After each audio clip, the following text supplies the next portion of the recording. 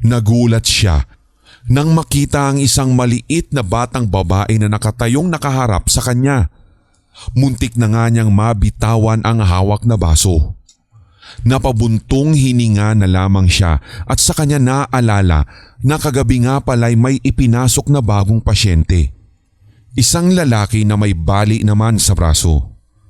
Hinila na kasi ang kurtina sa pagitan ng dalawang kama kahit hindi na niya ito nakita. Itong batang babae marahil anak nung lalaki.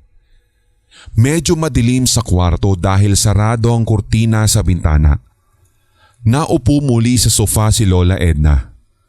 Nakatingin pa rin sa kanya ang batang babae. "Gusto mo ba ng juice?" Alok ni Lola Edna. Tumango ang bata. Binuksan ng matanda ang ref at kumuha ng Zesto.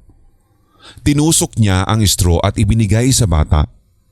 Naupo muli sa sofa si Lola Edna at ang bata naman nasa tabi na niya. Natuwa naman ang matanda dahil magkakaroon din siya ng kausap na hindi lang ilang sa kanya ito. "Ano pangalan mo, apo?" tanong ni Lola Edna. "Tina po." "Tina? Ako si Lola Edna." "Kamukha niyo po kasi lola ko. Pareho kayong may puti na buhok," sabi ng bata habang umiinom ng juice. Napangiti si Lola Edna. "Karamihan sa mga lola ay puti na ang buhok. Yung lola ko po, lagi akong kinikwentuhan." Pagmamalaki ng bata. "Ganun ba?" Pagtaas ng kilay ni Lola Edna at naaalala lang niyang sinasama at Jane noong maliliit pa sila.